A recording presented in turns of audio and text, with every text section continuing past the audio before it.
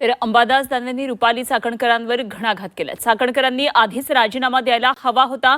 खरात सारख्या व्यक्तीसोबत राहणं हे महापाप आहे। चाकणकरांची पक्षातून हकालपट्टी करा अशी दानवेंनी मागणी केली आहे। तर आपला गुरु काय करतो माहिती असलं पाहिजे, अंबादास दानवेंनी चाकणकरांना हा टोला लगावलाय।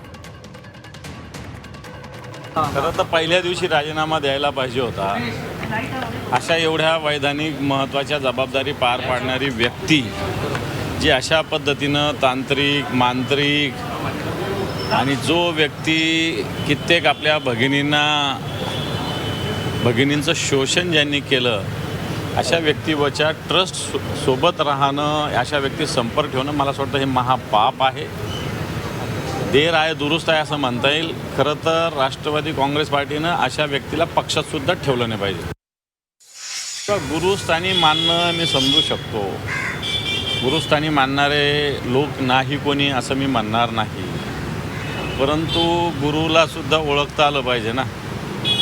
ही व्यक्ती काय करते, तुम्ही कशा पद्धतीनं वागता, पाय धुणं काय, त्यांच्या ट्रस्टमध्ये असणं काय, बरं आज नाही तुम्ही त्यांच्यासाठी पत्रकारांना धमक्या देता काय, हे प्रकार काय?